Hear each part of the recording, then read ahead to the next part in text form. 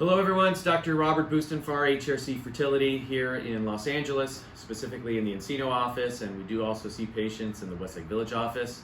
We hope you're well, and I did want to spend a few minutes today trying to help you strategize on pregnancy and COVID antibody immunity testing.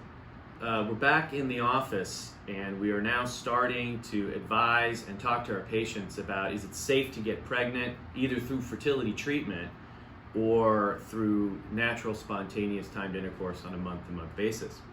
I think as more information has come in throughout the United States, what we're currently recommending patients do, and the tests are now available, I've done them myself.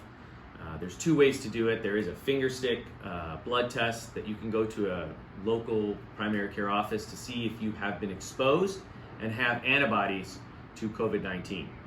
Quest also has available serology tests where you can do a venipuncture through your vein in your arm with the rest of your labs to see if you are immune to COVID-19. So the strategy moving forward is, how do we handle this current situation?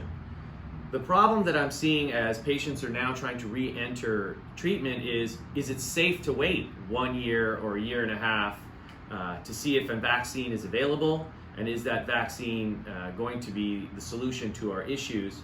And how long do you have to wait even after the vaccine to make sure you have immunity? There is a certain percentage of my patients that unfortunately, due to their low ovarian reserve or advanced reproductive age, may not have the luxury of waiting. So what does that mean for you as a patient?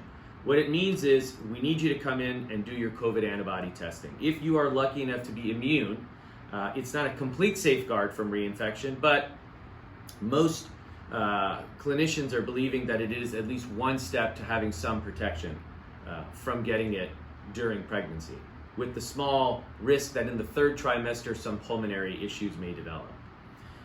Most of my patients are going to be antibody negative. Currently I'm antibody negative. I have not been exposed and created immunity, which means we all have to live in this new world. We will all have to take universal precautions, wearing masks, constantly washing hands, and being extremely safe for the next 12 to 18 months. Because if you're not immune and a vaccine is not available and you cannot wait, treatment is probably reasonable and recommended so that you do not fall out of the window of a successful treatment, only to be potentially worried about the small risk of infection if you're taking good universal precautions. I'd advise you to aggressively seek ovarian reserve testing if you are trying to postpone fertility.